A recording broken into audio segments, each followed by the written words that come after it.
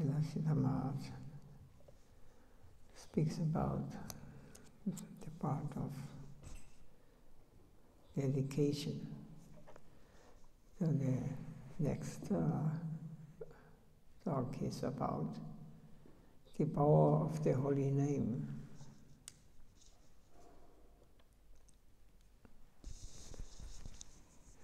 He says, Srila Jiva Goswami has written that the ordinary sadhus, the yogis, the brahmanas, the shankaris, and those of other schools have all concluded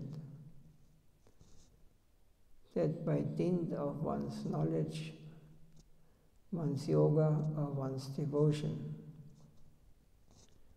the result of all previous actions can be destroyed.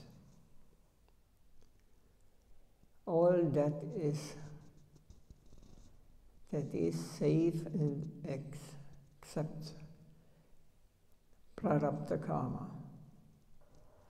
Prarabdha karma means those actions that have determined one's present body and are already attached to the body from before this birth. So the Bhakti school disagrees. We say that by the power of Krishna Name, even the impurities attached to one's birth, race, creed, caste, or any other thing can be done away with completely. It is not possible by yoga, jnana, or any other thing. But by Krishna Name, all impurities can be obliterated, even Prarabdha karma. So it means even this, what we are supposed to enjoy or suffer in this lifetime, this is Prarabdha karma, what we are presently experiencing. Even this may be taken away, it may change. So it means that you have to, a certain time, you have to get sick like this or that. You have to die at this time, or as it is according to the other processes. This is, even this karma is taken away, this reaction. So one becomes, even if one lives in this body, it will be taken away through the process of bhakti. Jiva Goswami says that at this point one comes to the status of a Brahman boy. A Brahman boy is not considered eligible to do the work of a Brahmana until and unless he is given the sacred thread and mantra. When he is invested with Upanayana Samskara, only then is he eligible to worship Narayan, perform sacrifice and carry out other duties reserved for Brahmanas. By taking the holy name, we are purified and attain the position of a Brahman boy. This is the power of bhakti. But Srila Jiva Goswami points out, because we do not find any system to give the sacred thread to those not born in Brahmin families, we may have to wait until our next birth to perform Brahminical worship. The Goswami admits that whatever caste one may be, if we take the name of Krishna, then we discard any defects of birth and attain the position of a Brahman led. So who is a Brahmana? Continuing this line of thought, Srila Bhakti Siddhanta Saraswati Prabhupada said, there's no harm in giving those not born in Brahman family the sacred thread. Our Guru Maharaj came to introduce that. Srila Srila Maharaj said. He said, Srila Prabhupada said, he said that two things were indulged by not introducing the sacred thread initiation. First, those who receive Vaishnava initiation may think that they are situated lower than the Brahmanas. On the contrary, they should understand that they are no longer in a lower position. They are fit to perform all the various services. Second, the so-called Brahmanas, who are proud of their body consciousness, may think that those who have received Vaishnava Diksha are situated lower. Thus they commit offenses against the Vaishnavas. So Srila Bhakti Siddhanta Saraswati Goswami boldly came forward to introduce this Upanayana Samskara system, so that Brahmanas and other so-called higher castes should not have the opportunity to commit Vaishnava aparadha. And so that those who have received the Vaishnava mantra should not consider themselves lower and unfit for Brahminical worship. There is no contradiction with the rules of Shastra. According to Siddhanta, it is not wrong to invest Vaishnavas with the sacred thread, but there was no system previously established. So our Guru Maharaj established that Brahmananam Shastrebhya Satvayati Vishyate Satvayadesha Hasrebhya Sarva Vedanta Baragaho Sarva Vedanta Vitkodya Vishnu Bhakti Vishyate Vaishnavanam Sahasreva Ekanyeko Vishyate. The real devotee of Vishnu is superior to millions of ordinary Vedantika Brahmanas. A practicing Brahmana is better than a bird Brahmana. Practice means to perform sacrifices and worship Krishna. Those who worship Krishna with the help of their consciousness are superior to those who worship with material things. Those who are Vedanta-vid think that their goal is undifferentiated consciousness. But if one can attain differentiated consciousness, one must hold a higher position than millions of Vedantika Brahmanas. They suffer from the disease of thinking that spirituality means non-differentiated Brahman. So the Vishnu Bhaktas who can see the personality in consciousness, Vishnu Bhaktas who can see the personality in consciousness are far superior. Amongst the devotees, those who regulate themselves according to the scriptures are of the order of Vaikunta. Those who surrender exclusively to the service of the Absolute Entity, with innermost love and faith, are of the highest order. So this is said in this shloka from Garuda Purana. In the mode, the one Purana, in the mode of goodness.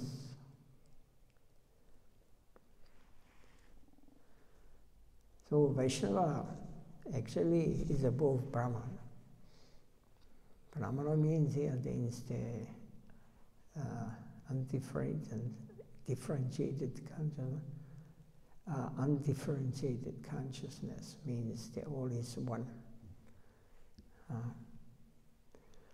There are many schools that are preaching like this. Shankar is also going this way, but Shankar himself was a Lord Shiva. Lord Shiva is both the greatest Vaishnava. So that's because on the end he said, Bhaja Govinda, Bhaja Govinda. You chant the name of Govinda. You fools. Yeah. Just chant the names of Vishnu. So in the end he gave this, but he came for a different purpose. He manifested in this world to again install the Vedantic Shastra and the knowledge, Vedantic knowledge, because it was at this time Buddhism, Vaidism was prominent. So, how sound enters the disciple's heart? This is a very important point we have to understand. Divine realization is not an acquired thing. It comes down by selection from above. So divine realization is not an acquired thing. It is not that we can attain at our will. It comes down by selection from above. There are some personalities or some Vaishnava who choose or who can see, yes, this person is able to get this understanding. It comes down in the continuance of the disciplic line. The Lord supplies it through His agent. It comes down to us because He supplies it. If the Lord wishes to spread His holy name, if it is His pleasure to spread His grace below, then out of that necessity it comes down from Him through His agent. The qualification of the agent is his fate. This is something not very easily attained. It seems easily, you know. Faith, yes, Christians have faith in God. Muslims or Judaism, all they have faith, but they are not getting this realization, divine realization, who they are. So they have not, they have broken their line of the divine agents, and they have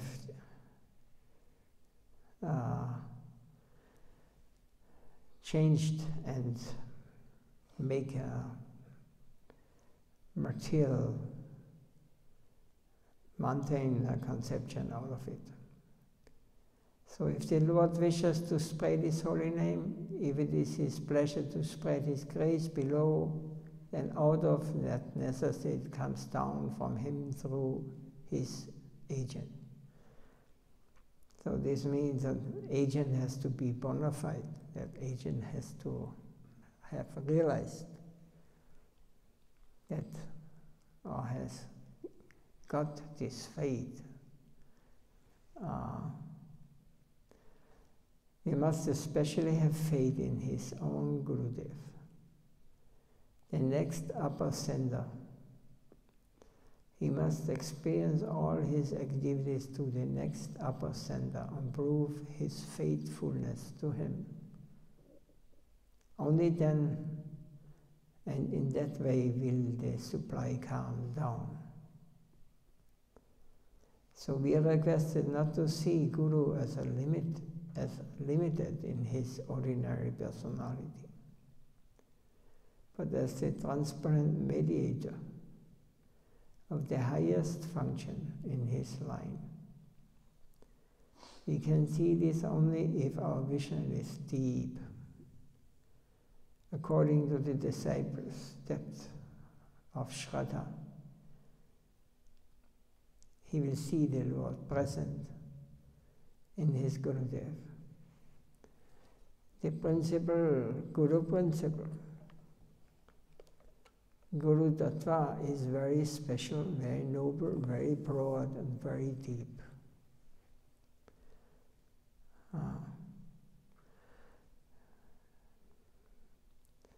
So one has to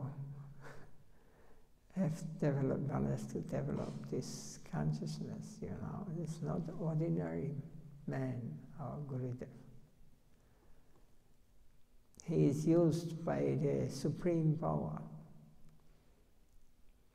It is not that he is an individual like we are, running for his personal. There's no, he is a pure, bona fide Guru or teacher. He has no I and my thinking, because his thinking is everything is him. Everything belongs to him, everything is him, he is my everything. Whatever he wants, he can act through me. I will not resist. I have no my personal ideas. This means he is just a limb of the Supreme Lord's will. Strangely, the agent may sometimes not know what things are passing through him by this arrangement. This is happened also. Even the Guru sometimes may not understand why he is speaking like this, why he is doing like this, why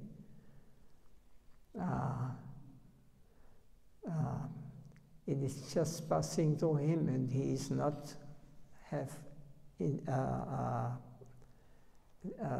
disturbs this thing. He is not going against. It's like Vyasadeva, you know. To him, the Vedas were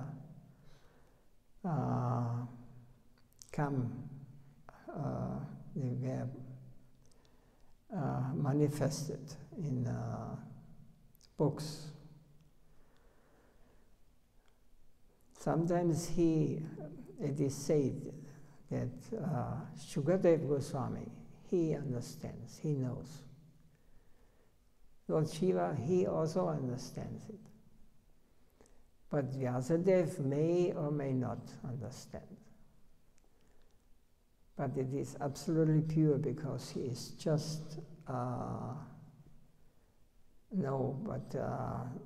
he may understand or not, but he is absolutely surrendered to the Lord. Aham vedmi sukho vritti vyaso veddi vyativa. Oh, this is the shloka. Bhaktiya bhagavatam gayam nebuddhyana jatikaya.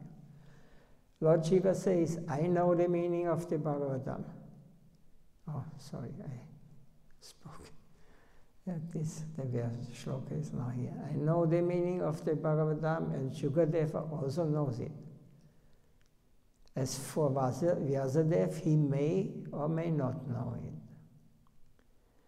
The Bhagavatam can only be known through bhakti, not by mundane intelligence, or by reading many commentaries. Vyasa Vittina Vittiva. Vyasa may or may not know the meaning of the Bhagavatam. But the Bhagavatam is passing through Vyasa. This is the Dashta Vijar, an impartial judgment. On the absolute standpoint, it has been said that even Vyasa may not know the things that come through him to grace others. Although this may sometimes be the case, we should still not admit so easily that Vyasa does not know. I once said this to my Guru Maharaj. We were in Darjeeling and I had composed a Sanskrit shloka about Bhakti Thakur. I had shown him the poem and it greatly pleased him. At that time, one disciple was his secretary. Prabhupada would dictate and that disciple would write letters on his behalf. That day, a letter had come from one Maharaj in England that showed knowledge of some confidential information. Prabhupada asked who had supplied one Maharaj with this information. His secretary answered, Prabhupada, you yourself wrote this news to him. Prabhupada replied, no. I did not write this thing to one Maharaj. The secretary humbly replied, but you, Prabhupada, you dictated the letter and I wrote it. I remember you were giving this news to him. Again, Prabhupada said, no. I don't remember. When I heard this, I just remarked, Vyaso Vetina Vetiva. And Prabhupada laughed. Paramananda Brahmajai, you can follow what level the Prabhupada was. He was also just, through him came all this knowledge, perfect knowledge, Veda. And it was not coming that he was the creator of this, what he says, or speculator. No, it came directly from the highest source to the disciple succession, who are all on this, have this purity. And it comes like this. So Paramananda Brahmachari, one of Prabhupada's most intimate disciples, was also there, serving as his personal assistant. Paramananda. He said, Siddha Kalabeti. But Siddha Maharaj knows everything. He said this. And then I replied, Sri Nishimba Paramananda Prasadata, by the mercy of Paramananda. Here, I don't know if you can follow this, on what level these talks are. There were no differences. There were no,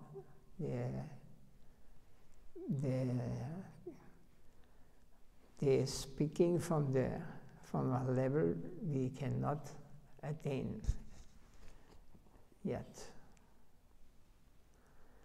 In this way, things may come down through the Acharya to grace others. Mahaprabhu said to Sanatana Goswami, I feel the grace of Krishna flowing through me to you.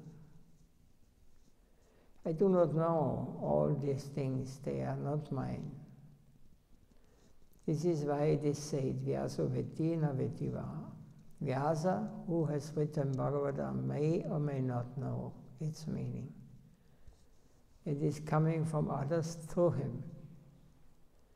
This is sometimes possible, but not always. Krishna is so independent. All glories to his independence.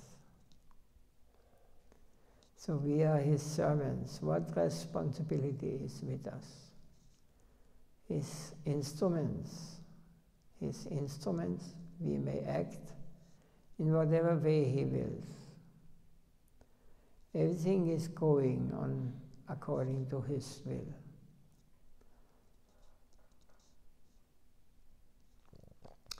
And if he wills otherwise, things will happen in another way. Everything is part of his lila, his play.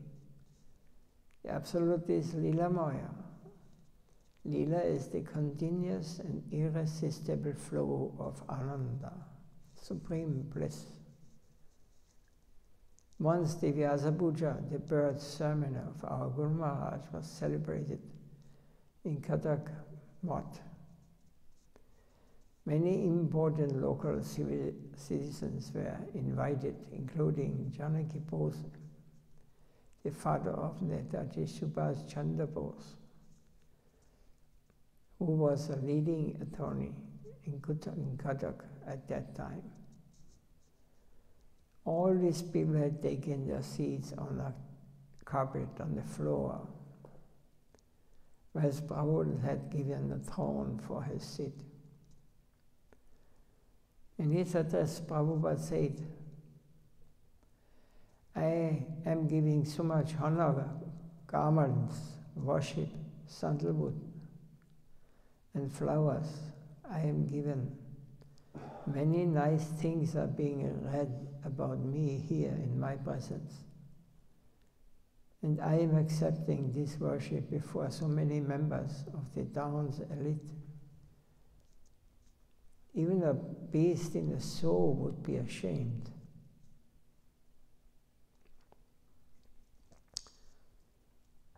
To accept such honors. Such respect in front of so many gentlemen. Should I do not be ashamed? So why then am I accepting them? In fact, I accept them only on behalf of my Guru, to show that he deserves this honor. This honor is from my Guru, and I accept it only to send it on to him.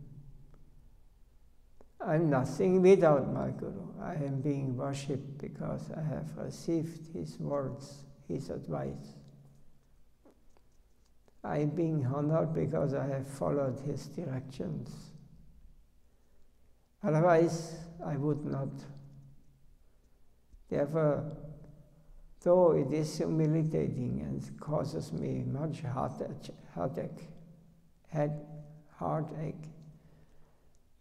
I still accept these honors to show his exalted position.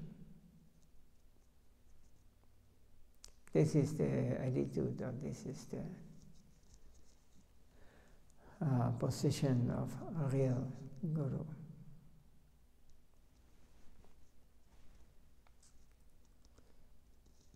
Is there any question?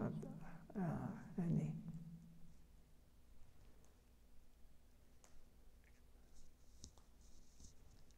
Thing, no comments? I told you once, Maharaj, I heard from one Gaudiya Vaishnava, Srila Prabhupada was in one program with Srila Maharaj, and he spoke and spoke, and finally he feeling ecstasy, and he spoke some very nectarian words. Later on he asked Srila Maharaj, Prabhu, did you wrote these things what I spoke? And Srila Maharaj told, sorry, I didn't wrote on paper, but I remember. Please remember and write on the paper. I want to hear again what I was spoken there. On that one, he was completely in the feeling, and he wanted to hear again. Yes, Swami Maharaj also, he heard his own lectures. He also, what did I say yesterday, or what did I say?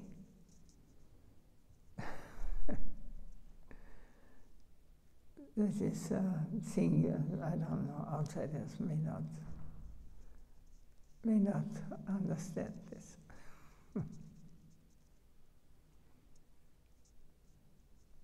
It is not me.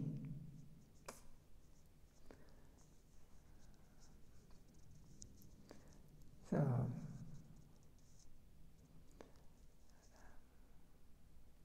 that we are always in a good position when we repeat the words of the realized souls and the Vedas. It has to be one. Sadhu, Sangha, Guru, Shastra.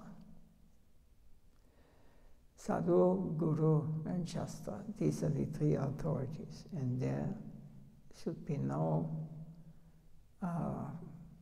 they should be one. Whatever they say, it is not, they should not give different advices or opinions on this.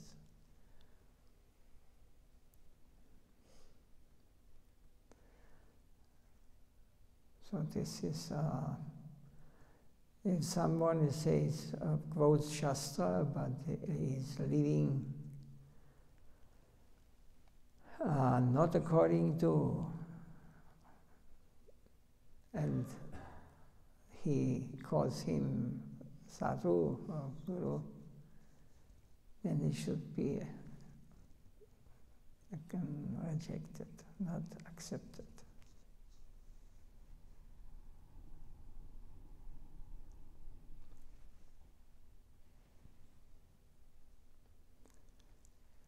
This is the basis understanding what Bhakti means, what Bhakti is. Bhakti means we are becoming the, you may call it soldier or tools in the hand of the Supreme Lord, according to His will. We are ready to accept everything. We should be ready. And then real Bhakta always is conscious that any moment everything can change, everything can turn. But he will not be disturbed if he is always conscious of the Lord. Then because this connection, this will not, cannot be broken. What can be broken is only our mundane conception, what we have here. And this will happen one day, and we have to be always conscious. And with this consciousness, Bhakti can be realized and go deeper. I am depending on your mercy, my Lord. Everything is your will. According to your will, everything will happen. And we must not say, hey, no. It will happen when I want, I will get. Then he is in troubles. Then definitely he will not find what he is looking for, what we are all looking for.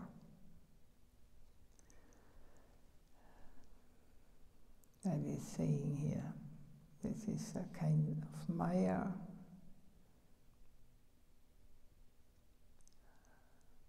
The Lord is using His devotees, and through these devotees, when they are purified and they are surrendered, He acts in a way. It seems That is, it is Yoga Maya, because everything the Lord, even this past, what happened here, He is the enjoyer of everything. Because it's only for those who are attached to so many things in this world, for them is suffering. But then nobody can die. It means when the one limb of the body is acting in a way as he likes, it doesn't mean that he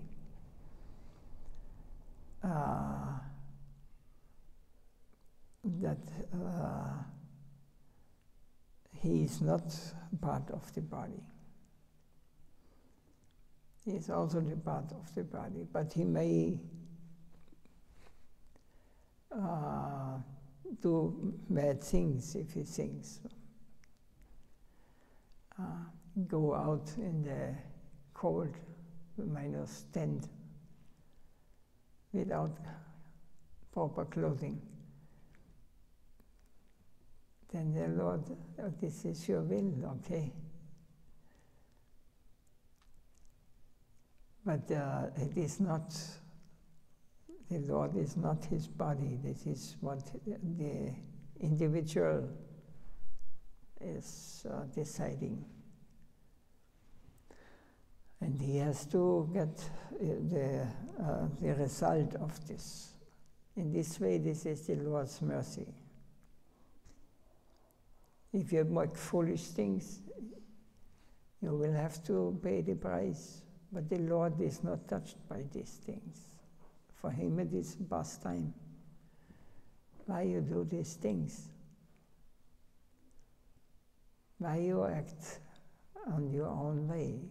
It is hurting you. It is not meant. You are not the enjoyer. You are not the God.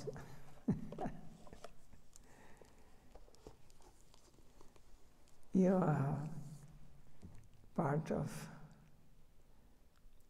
me, and when you want, if you want to become happy and understand, then you have to come back home. Home to me. Back home.